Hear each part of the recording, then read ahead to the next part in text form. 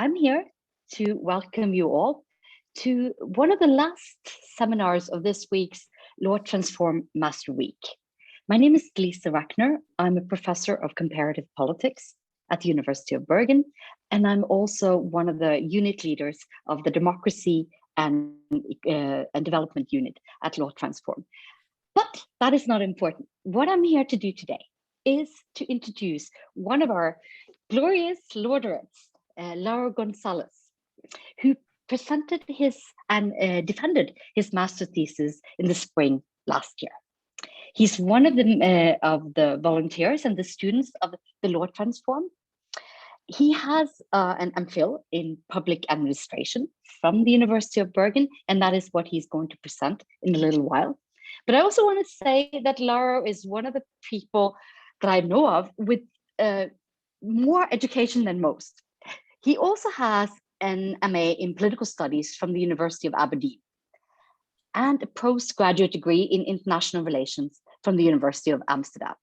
And he's worked 15 years with UN and NGOs in humanitarian aid and development in post-conflict and transitional countries.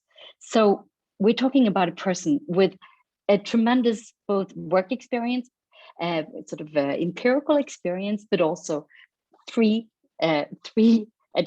master's degrees from 3 different European countries. So I'm very much looking forward to your presentation, Laro, of your dissertation that holds the following title: Local Actors in Mandated Governance Programs, a case study of EU's LEADER program in Cantabria, Spain. This is how this is going to work. First of all, we're going to have Laro present his master thesis. To comment and sort of start off the discussion of the thesis, we have Professor Lise Fimreite from the Department of Comparative Politics at the University of Bergen, who will then lead off the discussion with some comments of her own. Lise Fimreite has a long career in political science here in the University of Bergen, and she has in particular concentrated on the relationship between central and local government, local democracy, regionalization, governance, and multi-level governance, as well as homeland security. And I think I really want to congratulate the LawTransform group for finding such an excellent commentator to Laro's work. So with these few words, I will sort of turn the floor over to you, Laro.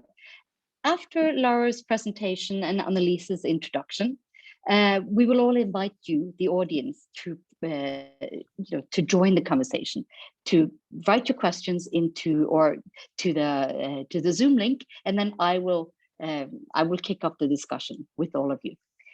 So, with no further ado, Laro, I welcome you to present your work. Thank you.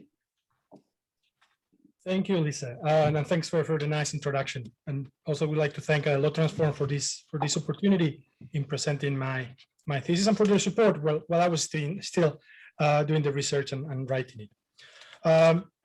So, as Lisa said, the master thesis has a longer title. I prefer for this presentation, I have chosen a more specific point on inclusiveness, because otherwise it's very hard to present the whole content, the whole 108 pages of data in there. It might take more than the 15 minutes that I'm being allocated.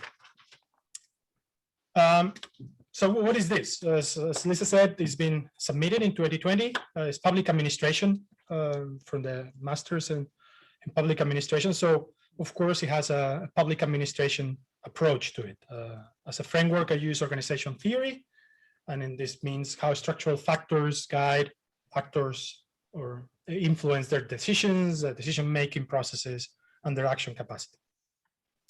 What is a mandated network? Well, a mandated network is a third party that tells a group of actors they have to, for a purpose, get together, do something as a network, but they have to fulfill a certain set of characteristics. For these, I used EU LEADER program. I'll explain a little bit more later what that is, but that would be the EU is the third party, this external actor that comes and says, guys, I want you to act in a certain way. And I look at 2 networks that were created specifically to address this program in Cantabria, northern Spain. The thesis is kind of jumping a bit to the findings, but just to give you an idea on what is it that found, it was membership structure, leadership, and location as key mechanisms that local actors had in engaging with the mandate. So you have these external desires from the external party, and how local actors react to that, and what kind of mechanisms they use, structural mechanisms they use to react. As I said, the focus is going to be on mandated inclusion, but for those that have read the whole thesis, you'll see that there is actually a bunch of other topics that multi-level governance, issues of the legitimacy and democracy, intermunicipal cooperation. So there is a mix in there of things. The context, well, LEADER is an acronym, as the EU likes. Makes sense only as an acronym because it's a long sentence in French. But basically, it's an EU program promoting a community-led rural development. It's a grant-making entity. And this is where the governance part comes. The role of these networks is actually to strategize and allocate funds for rural development. The characteristics of LEADER is this territorial approach. So it's area-based, and in many cases, we'll see that is intermunicipal. It's a larger area than the usual administrative units that we think of. It's bottom-up. The idea is, the local community present their priorities and their ideas on what rural development should do to their locality. There's this concept of local action group, and it's basically the local community, local actors making decisions. So it's again linked up to bottom-up. Emphasis on innovation, trying new things. We know rural development. It's been years of investment in there, and many strategies that have failed to stop rural-urban migration and kind of the decline of rural areas. It's an integrated approach. The idea is to bring all sectors together, unlike all the previous attempts that focus on specific sectors like forestry or livelihoods in livestock and so on. This one is supposed to involve the whole thing. It's financially decentralized, so this local action group will make financial decisions, trying to get the financial decisions as lower as possible in the system. And then this idea of network, in this case, externally, exchanging ideas across Europe with other networks. And this is, again, something that the EU likes and promotes. Right, so these are the characteristics, and this comes with some conditions. So the networks have to fulfill not only these characteristics, but the conditions that the EU requires them to do. So these mandate specifications, I kind of graded them in terms of how hard are they to fulfill, or how stringent that they are. So in terms of timing, is very high, the stringency, because they have to follow EU funding cycles and the EU application procedure. The purpose is high, again, because the EU is defining what is it the network for, so they cannot define the network for other purposes if they want to participate in this program. This structurally, the requirements are actually very low. They just have to have some legal entity, and that's it. It's pretty much to the local legal context. So they have to have the ability to deliver those grants and meet and so on, but otherwise they don't ask for much. We'll see later that increases to medium later on when they make specific requirements for inclusion. And then access to resources is medium. Again, there is the EU funding coming in, and they have to fulfill those requirements, but ultimately they are free also to access other resources or put their own resources up to them. The two networks that I chose, and the data here in the PowerPoint is from 2019, so it doesn't reflect the origins, but the current status of these networks. We see the average is 30,000 inhabitants, around 18 municipalities, between 800 and 900 square kilometers. Sajanansa was created in 1991, 92, so it was part of the early LEADER program, it was the pilot, while Azona Tasmira joined this LEADER model in 1996. The methods, well, it was a empirical analysis, so it was things that actually happened. on a mixed methods research approach. So there is both qualitative and quantitative analysis and data, and it's comparative case studies. So the two networks are studied first separately, and then they are compared. The selection of the networks is based on most similar. There is other networks in the area, and many networks also in Spain, but those two kind of fit the most similar in many criteria, and they are part of the same structural framework. The initial research frame was 92 to 2000, but then I expanded it to 2010 to include one of these big bang decisions from the EU of changing the mandate, and how in reality the networks have to kind of a rebirth of them. Data collection, I did it in 2019 and early 2020, so right before coronavirus, so everybody was open for interviews and access to archives, and that way I was fairly lucky, unlike some of my colleagues that had more problems on this. In total, I did 17 interviews and reviewed and analyzed more than 200 meeting minutes. So that was a bit of a time taken, but also networks archives like charters, membership roles, and so on, and statistical data sets, again, for municipal income and official statistics and registries. The story of two networks, as I said earlier, there were 4 components, 4 mechanisms that were identified. First one is membership, is the primary structural mechanism. So at the beginning, only local authorities join, even though the EU tells them that it would be nice to have a civil society. That recommendation is not really followed, and they just keep the membership to themselves. So that's a primary structural mechanism of control. 2001, the EU changed its mind. They realized that recommending is not enough, and they make a requirement of 50% of the membership in the decision-making bodies has to be a civil society, and that brings, as we see in the graphs, a big jump in membership. Obviously, there's 2 strategies here at play. So Zona where they go for kind of a wider, trying to bring as many actors as possible. But this, as we see, leads to a big increase, but a very uneven development.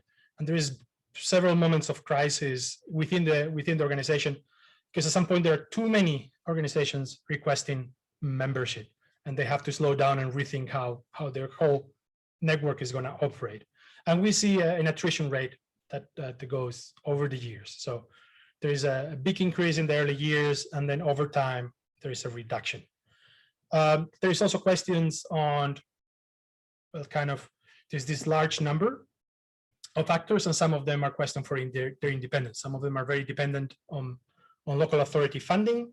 So how independent in their choices and in their voting are when coming to making decisions. On the other hand, the strategy that SAC and ANSA took for membership was much less outreach, but much more committed. So it was organizations that really wanted to be there. They made efforts. It's not like there was a big poster advertising things, but over time is I'm really interested in decision-making on rural development in the area, and I'm willing to put time and energy. And therefore that shows in the stability of the membership, and the stability also in the decision-making bodies. Second is structure. Here, structure, well, I didn't have good graphs for structure. It's really hard to represent graphically structural problems. So in a way, I have put one of the mechanisms that is the meetings, the number of meetings, that we see a clear decrease in both cases. So when it was only local authorities meeting together, they were very happy to meet often. When civil society was brought in some cases, we see dropping an average to 1. And if we were to follow this, there wouldn't be any meetings left. So that's an interesting dynamic, because this is structural decision. It is in the charter the times that they are supposed to meet, and also part of the decision makers kind of promote engagement or not. Obviously, we see a bias in favor of assisting decision makers. So when civil society is brought in, there's introduction of quotas, vote weights, the issue of how many members they're supposed to have. I mean, they have a clear mandate from the EU saying now you have to have 50% from civil society, that kind of, they trying to find a ways of trying to fix this dynamic of both bringing in new members and not losing power at the same time. Again, the strategies have been different structurally. So Sajananza started already with a couple of municipalities, a few municipalities that were taking the leadership. So they started with a small board and an assembly.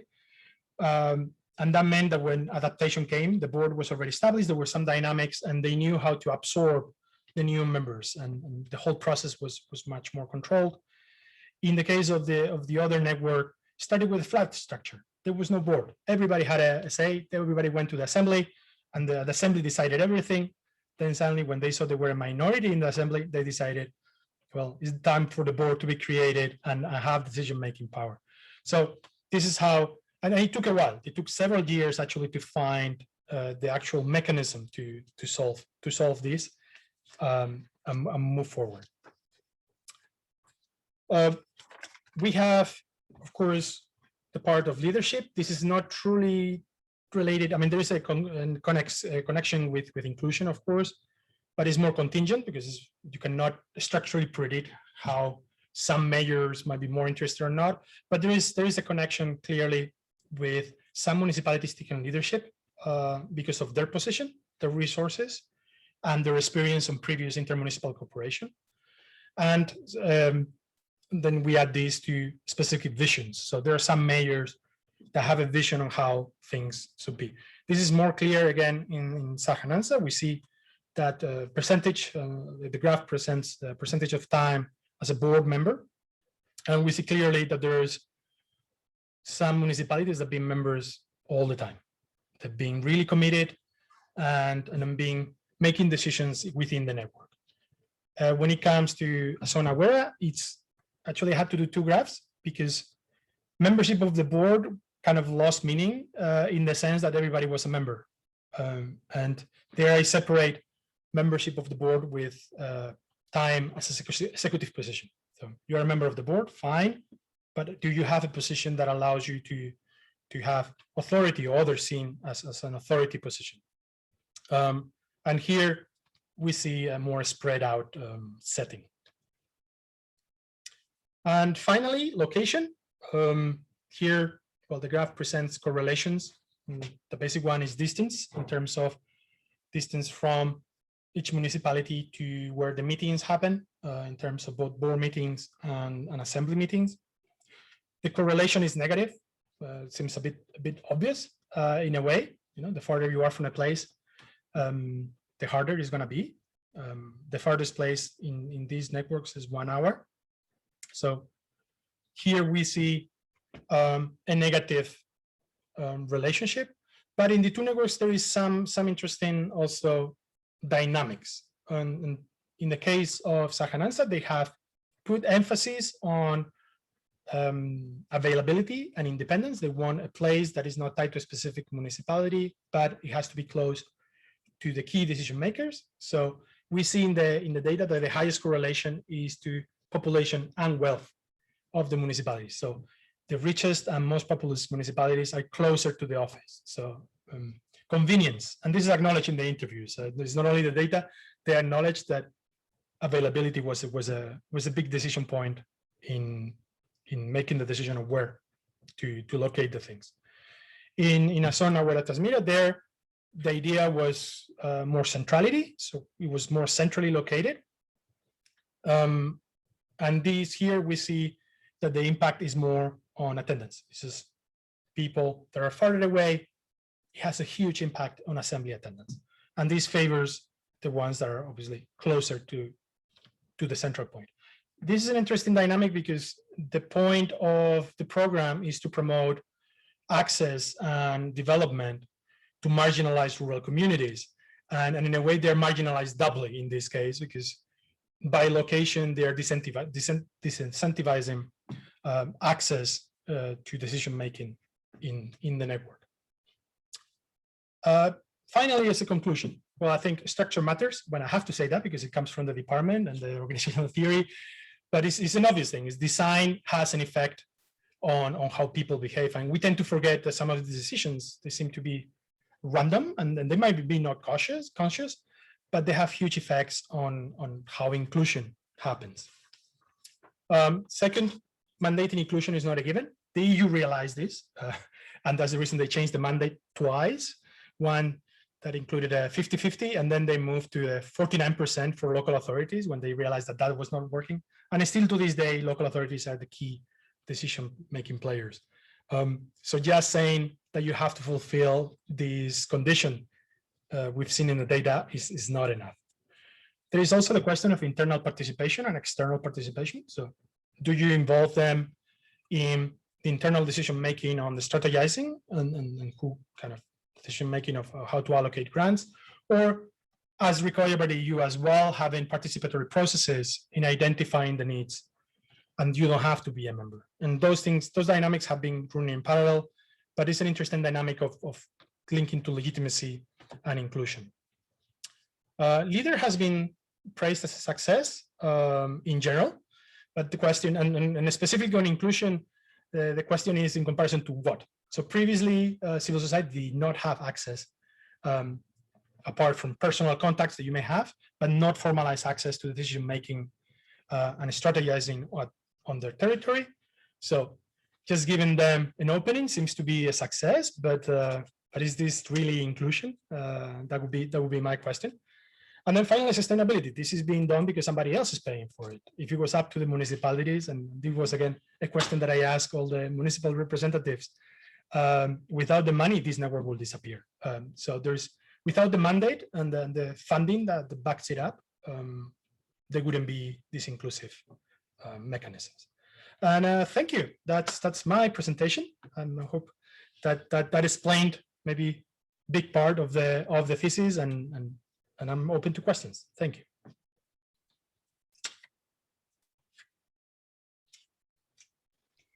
So, Laro, thank you very much for, first of all, a great thesis, but also a very, very good and very engaging presentation of it.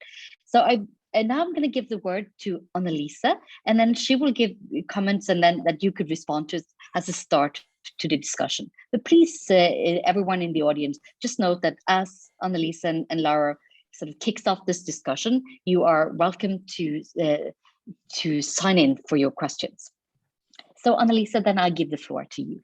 Thank you, Lisa. Thank you. And thank you, Laro, for your presentation. And thank you also for the possibility to read your thesis. Actually, I've done that yesterday evening and this morning. So it might be that my comments are a bit wider than what you presented now, but never mind. I think you will be interested in that.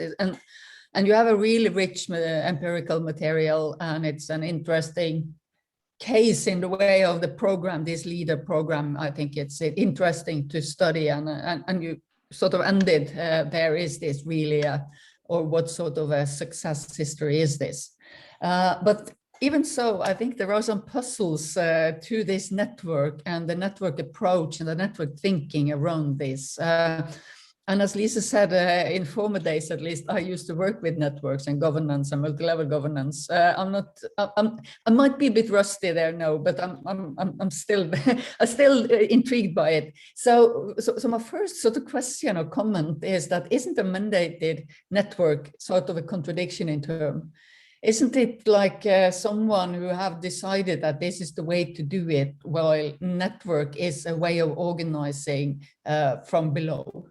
So just to use the word mandated network, it's something from the EU or from the regions actually who are using this, as I saw in your material. Isn't that a bit of blurring something that's going on and something that have some sort of a power distance in it? Isn't it a new speak from the EU and a way of presenting something that's much more of a governance and much more of a steering program than the word network sort of imply. And that leads to my next, which is, this is just a starting comment, actually, this mandated network, if that's just a contradiction in terms, but it leads to the next one. Isn't this some sort of establishing of an organization? In your thesis, you have 3 phases here, negotiations, and I can't remember them, but you start out with a negotiation phase. And for me, the negotiation phase has these networking features, but the other phases are much more of established organizational, and you end up with structure matters. So in a way, this is much more of an organizational or institutionalization process, actually, than it's a networking process. You have, as you have shown, membership, you have structures, and you have leadership, and you have also what's very important, the locus, or the locus or the site of where these offices are established. And that's, to me, that's rather formal, and that's something that's sort of bringing this more or less as how to put it, it's organization in the shadow of the hierarchy or something like that. There is this governance structure, and then you have this network structure in the shadow of the hierarchy. But they call it something else, and then all of a sudden it's a parallel structure, and that brings me to concept, or I mean, your thesis is rich enough, but there is something around the power.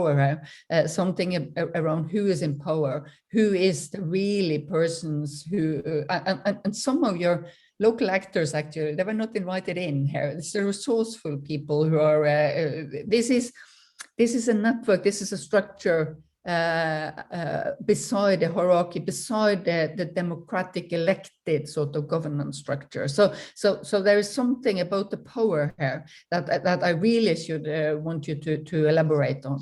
And I have 2 more questions, Lise, sorry. So what you could sort of go into, if you want to work further with this, is this some sort of a hybrid form? Is this it's not network to me, and it's not a governance or a government level either. But what is this sort of, what is this organizations? What really are they? Where would you put them in the governance structure of Spain? And sort of use Trondal and Egeberg and go into the meta-governance aspect of this. Is it the design of something new? Is this the design of something additional? Is this the design of something really needed?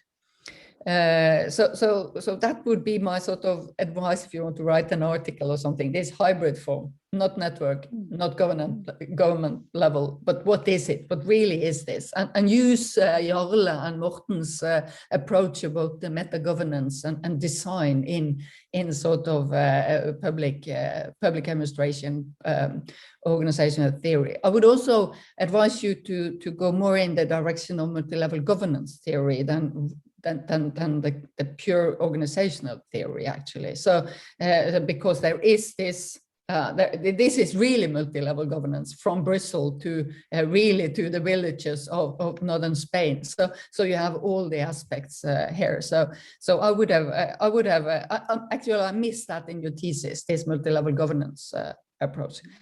But I guess that was more than enough, Lise. Annelise, that was for me just fantastic. It was it really summed up a lot of it just gave a lot of perspective. But Laro, this is really up to you, and just to how you want to respond. And thank you, Annelise, for kicking off this discussion in a brilliant way. So Laro, I give the floor to you. Yeah, no, thanks, Elisa, for having the courage of reading the whole thing. I know it was a big thesis. No, but to answer, and it's true, this is a debate that is going on network governance, and this is it emergent? It's just networks are emergent and informal, and therefore everything else is something else. And this is an ongoing debate within organizational studies, and we keep countering this issue. If you define networks as just these informal connections between actors, then yes, this does not qualify. But now there is all this discussion about network governance as a kind of a horizontal structural system of governance. And some of these becoming more and more formalized. So in a way, I might be answering multiple of their questions by this. And it comes that governments are increasingly using these mechanisms. We see civil society engagement, public-private partnerships, management of natural resource management, and so on. And there is a democratic, in a way, request to bring civil society actors. But then there is a question, those civil society actors are not democratically elected. So there is this question of who participates, who is able to participate. And some of these questions, mayors, when I was asking them, is like, but I've been elected by my citizens. Why should I let civil society organization make decisions? And that was part of the resistance for them to include civil society organizations in decision making. It's okay to give opinions, but when it comes to make actual decisions, they were very reticent. And it was this issue of democratic legitimacy that keeps coming up, and it's not only in Spain, but all over the world, the issue of representation and legitimacy. And also accountability. Exactly, accountability. And then there are the mayors saying, well, I'm accountable to my voters, but civil society organizations, who are they accountable for the decisions they make? And it's true. But the thing is, we see governments more and more bringing these mechanisms to make decisions. Is, in a way, we could say, is a way of maybe channeling responsibility away and kind of saying, oh, but there was a committee that decided this, and civil society was a part of it, and therefore is consensual, and you don't have to blame me, but it's a wider part of society has made a decision. So I do think that there is a discharge of accountability as a strategy there, personally. In this case, they're being forced. So it's not that they discharge, they want to keep being accountable because they want to keep being the ones making decisions. But truly, it's an ongoing debate, and you would see this going on people deciding to define networks as a formal organization, but that is flat as a structure, horizontal communication. So kind of every member has more or less equal weight. And in comparison with the more vertical, that is the usual administrative way of doing things, top-down, multi-level, and so on. It's true the multi-level plays a big role. And in the thesis, I do mention the possibility of these supramunicipal arrangements, but the region has a law that allows for municipalities to kind of merge for services, but is not fully developed. And in a way, some of the actors saw this kind of program as a way to initiate that, but it never got traction. So it's a question of creating a new layer to overcome the weakness of very small municipalities. As we saw some of them, 2,000, 3,000 inhabitants. So they're really small, and sometimes they don't have capacity to deliver many of the services that they are required. So yeah, I think I have answered your questions. I don't know if I'm missing something, but according to my notes, I kind of addressed them. The power dimension. I mean, is there someone in or a level here trying to steer the other level, like the EU or the regions? I saw in your thesis, at least, the regions were very important actors in this. Yeah. So we see that this mandate comes from the EU, kind of, I think, is more aspirational democratic participation model. Kind of bottom up and getting everybody to participate. The actors down below are not so keen on that, including the region. The region in general was not keen on devolving decision-making to the municipalities either, but somebody else was paying for it, so they kind of went along. But it is true that at the end what we see is because the EU has put emphasis on the local level, then the most powerful local actors are the local authorities, and they kind of taken over. What we see now is, now that the funding from the EU kind of is been diminishing, and now it's being taken over by regional and national funding, then that power is being taken away slowly. But that is not covered in the period I'm studying. But currently, they have lost a fair amount of power as groups and as a municipality. So this power dynamics is clearly at play on how to who is making decisions and who is deciding, and there is a back and forth with the regional government clearly. Have we lost you, Lisa? No, we have not. No, so I was just trying to be on more than one platform at the same time. So Laro, first of all, do you have any follow-up questions before I sort of let other questions come in, Annalisa? You can elaborate a little bit, Laro. If you were to be a consultant for EU and using Krondahl and Egeberg's meta-governance perspective, how would you sort of advise them to decide this if they were to reform the LEADER project? And then I was just thinking, Laro, along the same way, because Siri Gloppen had a very kind of not exactly the same question, but it follows on the same line. So I was thinking maybe you could tackle both questions at the same time. So Siri Gloppen's question is that seems sort of like a very kind of, in a sense, while this intended to be bottom up, it's still like, getting back to the sort of ambiguity as Annalisa pointed out, it's top down. And as you have said a number of times now, people went along with it because it was funded from somewhere else. But so kind of following along on Annalisa's question, how could a more sustainable model be created? Like how could this be made sustainable without external, without excessive external funding? Well, this is I would say the question for any new thing that we might do as in policy. And the question is sustainability. The fact that it is targeted to already cash-strapped areas makes it hard. I did ask mayors if they would be willing to put their own resources into it, and they said, well, I have other priorities. So it's very hard. Sustainability is, the question is, who's going to put the resources? These are, as I said, rural areas, marginalized, they've been losing population, and they don't generate by themselves enough resources to sustain activities. This has to be an external. Now, the question to the EU is, what is the highest priority? I think here there is a bunch of things mixed up, and this is what I point out to this external or internal. In the case of these two networks, forcing them to be inclusive is generating little results, but I think making them pay more attention to external participation, so more engagement with the population and more participation, could be a way of improving democratic access more than making NGOs or civil society members. So that would be, and that would be a structural decision. You are going to relate, your accountability then becomes to the citizens and not to specific actors.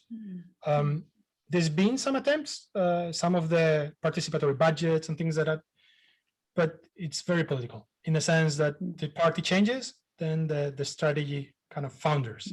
It's still not assimilated as it has not been institutionalized. And I think that would be the strategy. Talking directly to the regions, because in the case of Spain, that's where the money is, the resources, regions and central government, and talking about an actual administrative reform. Instead of trying these hybrid things that only last as long as you put money into it, say, what is the model that we want? Okay, we know these areas are poor. We know these areas, the municipalities don't have the resources. What is the model long-term? And then build an administrative structure that manages that instead of this ad hoc project-driven setup that is going to be very dependent on external resources. So that would be my, and as I said, regional government has actually a law that they have not been able to, they themselves allocate resources. So that would be a. So what you're saying is institutionalization. Yeah. Yeah. So when I was a student at Odmog, like more or less 40, at least 35 years ago, we had this slogan that institutions rule forever. So you can sort of come back to that. Yeah. Yeah, I'm following that tradition, let's say. So I don't know if there is anyone in the audience who wants to ask a question, because I'm not able to see that. But unless, and if there are questions that I haven't seen, Anja, please, sort of guide me to those. But if not, then I was thinking that I could possibly sort of abuse my power as a chair to post some of my own questions, if you would allow that. And so I'm going to go kind of a little bit back to the basic, because I teach a course on the history of state making at the neighboring department, comparative politics. And this is, and what's always fascinating to my students is this sort of, in Europe, this relationship between the nation state, regions and local government, and the EU. So EU integration, to what extent, who doesn't provide power? Is globalization a process that takes the power away from the states and into the, to EU? But what about all this focus on regions? And so this is like this sort of quandrum between these three levels of decision making. The global governance, or EU in this case, the nation state, and the regions, or in this case, the municipalities. So my big question is, like, if you are sort of sitting there as the designer of this, what is the problem that EU wants to solve? To what extent is this a problem or an understanding of a problem that is shared by the national government in Madrid? And to what extent is it a definition of a problem that's shared by the regions or the municipalities? Mm-hmm. So to what extent is there kind of a shared understanding of the problem to be solved? I think there is a shared understanding of one of the problems, that is lack of funding. They all seem to agree that they need money, but that probably applies to everybody. And so not only to this. So that problem, there is a wide agreement that these areas are losing population, losing livelihoods, and therefore there is a need to invest to stop that if we want to keep those areas with some level of population. That's a big if as well. Then, of course, the question comes, the way to address this. So, of course, the region would prefer that they'd receive directly the funds with no conditions, as with anybody. So I think this is a reaction to what had happened before with very sectoral approaches, could be cattle management or forestry. And we saw that those sectoral approaches were not getting these areas reactivated. And there was experiences coming from more bottom-up approaches and trying to mobilize local communities, and that was getting some good results, or at least perception of things moving forward, unlike the other programs that were top-down, deciding, well, this is what this area is going to be doing for the next 10 years. There, I think there's where the disagreement begins, right? So there's an agreement that the problem is funding, but how to disperse, what is the prioritization, who decides, and who, not only who decides, but who allocates that money, is where the disagreement comes. And I think here the EU, in a way, as there is this aspirational component of democratization that is very much in this kind of European ideal. And it's interesting, when you ask people on the ground, they have very good perception of the EU. And many of the local actors, non-municipal actors, see this program as kind of democratizing effort. Mm-hmm. So they see that the local municipalities, local authorities, they operate on their own with very little democratic engagement, no formalized structures for participation. And they see this push as kind of this European ideal that is public participation. So I think there is that idealized component that is going to bring, that is not fully shared by the local authorities or by the regional authorities. But by many parts of the population, there is this same aspiration that is shared. So the question is, who agrees with you, who doesn't? It depends who you ask. Then, when it comes to the multi-level part, there is already the fight, let's say, for resources between the national government, the regional government, and the local authorities on who makes decisions and who allocates resources. This is an ongoing fight for many years in Spain, and I know in many other countries. So it's not unique to Spain. And I think, again, at the European level, I think what they're trying is to open as many avenues for participation as possible. Well, many of the actors, what they're trying is to keep control. Their interest is to not to lose, because it's not only they are competing with the EU is telling them to do one thing, but at the same time, their context is other regions they are competing with. And they're competing for resources with the central government, and they're competing for resources with the local authorities. So this is very, it goes back to Annalise's comment on the multi-level dimension of this. There are different strategies because they have different interests. In a way, here we see the EU bypassing national governments and regional governments in this activity. In others, they're bypassing national governments to go to the regional government. So we see a mix of approaches. I don't know at what point this is really a grand strategy of the EU, the Commission, divide and conquer kind of thing, or there is a true vision of the Europe of the local authorities kind of approach to it. It could be. So Laro, I think this is that's a really fascinating response, because so I'm going to dare to come in with, I have 2 follow-up questions, and Annalisa, you're free to come in with questions as well, because we have another 10 minutes or so, and so far we haven't had any questions. So this gives us, this gives us a chance to have a conversation with you. So I'm actually really fascinated by this, because would you, from what you're saying, would you say that this process legitimizes EU on the expense of the nation state? Would you say this is a kind of it's a process that's sort of, in a sense, diminishing the power of the nation state and its legitimacy vis-a-vis EU? And that's kind of what I'm hearing. And so I'd really like to have your views on that, and to what extent this, in a sense, could backfire. In practice, I mean, I don't know if that is the hidden agenda of the EU, but in practice it is, because then many actors on the ground, they will say, and even let's say, even the administrators of the program, like the local office managers, when they went to make an argument, they say, oh, but these are the EU rules, and then it's okay. If it was a regional government, you can debate it, because maybe they're corrupt or political things. But if it is the EU, then they know better. It's like technocratic, they know better. So in a way, it is undermining, I think, because people are seeing a different model of how to manage things. There is some aspiration for that model, but they don't see their local authorities and the regional governments they don't see them really reacting to that.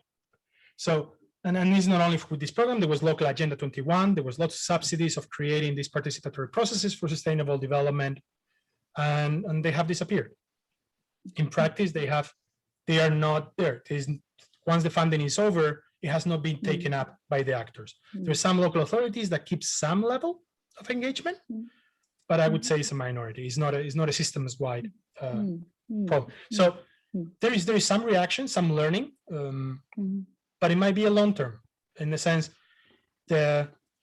let's say the thesis and antithesis kind of synthesis that will come out. It might be long term, because this thing has been going on for 20 years, and as I said, there's been other initiatives, and the sedimentation process of the practices and so on is being going on fairly slow. Maybe we are too much in a hurry to see results, and we're talking about kind of very deep structural, like this is your municipality that has been there forever, everybody, and then suddenly somebody's telling you, no, we're going to do things differently.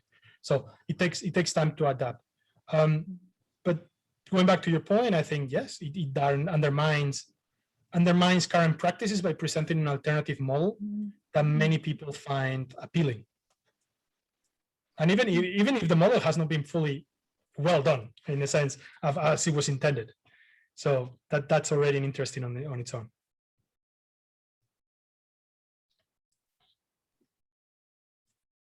Can I ask something when Lise is doing her platforms? What Lise is after, and I think also what was in one of my sort of comments is that in your thesis and also in your presentation, you in a way lack the political aspect of this, the power aspect and the accountability aspect of it. It's too much political, it's too much organizational theory and too little political science. and I think that you would gain more if you have this sort of political aspect also, at least if you want to. I mean, it's at least 2 articles here. It's the one hybrid, what organizational form are these? But you have also this power relation between the levels in the hierarchical organization, the governance structure from Brussels to these villages in Spain. But you have also this new sort of EU governance in the shadow of that. So I think that's very important what Lise has pointed to, that there is a political, and it's a change in the political accountability in Europe, and how Spain and for that matter also Norway relate to that. That's very interesting. And I think that coming back to Trondal and Egeberg and their sort of ambiguity in this, that there need to be some sort of ambiguity in this mandating, because if there is not, then this will collapse as some sort of a steering from Brussels, and you need to have that ambiguity at local level. Yeah. No, I mean, this issue of politics, I did consider it, but then it would have been yet another different thesis. I did collect some data, and well, when you're talking to people in the interviews, it comes out. You see certain parties that have specific visions, and they are very keen on leading these networks, while others don't care much. So there is political positioning here. We talk about political parties, and then we could say institutional politics as well. So there is a bunch. I fully agree. There is many articles.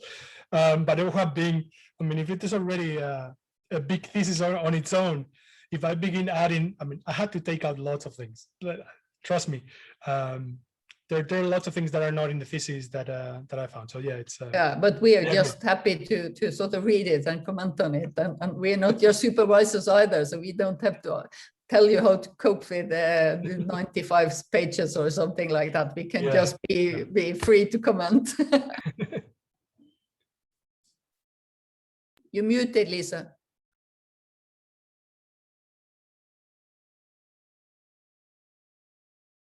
I certainly didn't mute myself, so somebody must have muted me.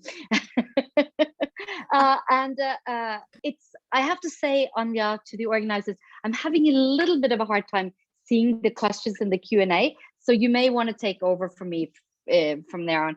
But there is a question, and the reason why this is getting a little bit complicated is that some people are posing questions on a different platform, on a WhatsApp platform, and one of those people is Siri Gloppen, and so she has a question that is kind of a follow-up of what Annalise and I have been talking about at this point, which is really in this power relationship between these 3 layers of government, you know, EU, national government, and local municipalities. If you were going to give your sort of 1 5-cent response, who's the main winner in both in terms of gaining legitimacy and also maybe gaining power? Is it that the nation states are losing power to EU, or is it that this is really a kind of a real attempt and a kind of an successful attempt of devolution, where you really see more power and more, and in a sense then also legitimacy, you know, from the people to municipalities? So this is kind of it's a real meta question here. Yeah, but it's No, I would separate the issue between power and legitimacy. So I think in terms of legitimacy, the EU has gained, because then there is, for the average citizen, they see that the EU is doing something for them. So it's not just one big policy, something far, far away, but suddenly it's like this EU program that really is at your level. So EU has really brought, you know, everybody knows it's an EU program and everybody associates it with the EU. And therefore the kudos go to the EU clearly in terms of legitimacy. Whether that increases their power or not, that's, I think, if there was a referendum, maybe, but but it's hard to measure. Now, in terms of power, I think in the initial stages, it kind of undermined the power of regional and national governments, because this was this condition of local decision-making. So in a way, it enhanced the local authorities' power, accessing funds that before were kind of intermediated by others, and now they kind of, in a way, they're accessing them directly. So I think in that sense, the local authorities gain power. And then when there is this reform and bringing civil society, it opened up. Whether that really has been taken on board or not, it's a bit, I mean, as I said, in the interviews with mayors, they say, no, yeah, things are different now, we're more open. But in practice, it's like, okay, which policies are you have that are open? And I couldn't find. I was asking, like, you have this learning experience. What is it from this learning experience that you're using in your municipality? And they couldn't name it. So they're personally more open and they have seen more things, but this is not being institutionalized, going back to. So the question is, there was a surge of power when municipalities kind of were forced to accept civil society, and lots of organizations joined up and saw this opportunity to make their voice heard. Then over time, the municipalities kind of learned how to manage the process, and that surge of power kind of has diminished, I would say, the democratic component. So in time, they have readapted to the new setting. They have learned, and I think the best example is this second network, Azonawera, that they went through 3 charters changes, just trying to find the fix to ensure that they keep control. And you could see that they tried one first time, they saw that it didn't work, they tried second time, they saw it didn't work, and eventually they settled on a third one. So at the end, I would say long term, this represents in a way a victory for local authorities. And some learning. It's interesting. One of the things that I kept asking, like, all right, so what is it that we have gotten outside of the funding? I know many buildings and projects being done. And I found interesting that they say, no, but now we have project managers that know what they're doing. They are not emphasizing like we done things differently, or we have engaged with the community and people feel realized. It's like, no, now we know how to manage rural development at the local level. And it's a skills asset, but it's not. I don't think that was the aim of the EU originally, is to generate a set of experts for rural development. So power, I think, is kind of diffusing over time. I thought I really enjoyed your response to this question, and also this very important distinction between legitimacy and power, which is actually really clarified a lot of issues for me. And then it also kind of really brought me back to my very first meeting with the organization theory, which is Johan P. Olsen's garbage can model. And what you just said now really reminded me of that. There is this idea of there are a number of problems and challenges and the number of solutions kind of floating around, and what kind of sticks and what's in the garbage can at the same time will be what sort of decides this. And I thought your response now really reminded me of that. It's actually very, it's a model that's very intuitive. So I thought it was really good. And I have to say, this has been is a really nice discussion, and I've learned a lot from just listening to you and from your presentation, listening to Annalise's comment and the way you responded. So I really just want to thank you. And then I want to just my final answer, question, which I think would be very useful for a lot of the master students that will be watching this recording. And it's a very hard question, and you have exactly maybe 30 seconds. What would you have done different if you started today? If you'd started this thesis today, what would you have done differently? It's hard to say, because there is a learning process by doing it. And if I had started differently, then some of the findings wouldn't have been there. Probably would have been more targeted. So now, as you can see from the thesis, there are lots of data coming out, lots of data that there is no way one can present in a single thesis. So maybe I should have been more precise on which component. So the original research questions were looking at how do local actors engage with this mandate. But maybe should have focused on one specific reaction. Is like, is it inclusion? Is it financial decentralization? Because what it was the problem I had with the thesis is that it was becoming untenable. It was becoming a PhD in a sense of the amount of data that I was getting, and the amount of information is, as I said, I had to cut down a lot, and I have to thank my supervisor for her help, because the way it was going is, and I tend to have a systems view approach of things, so everything goes, and everything is integrated. And it was getting out of hand.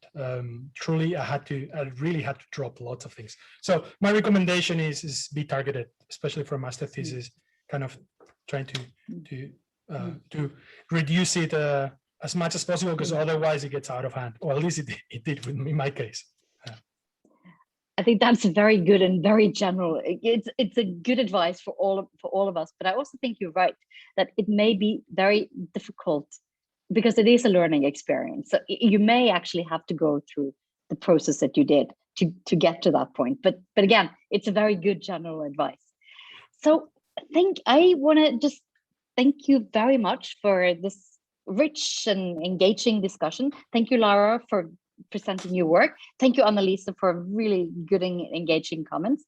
And thank you, the organizers at LawTransform, for giving us this opportunity to have this discussion. And I wish you all a nice weekend ahead of us.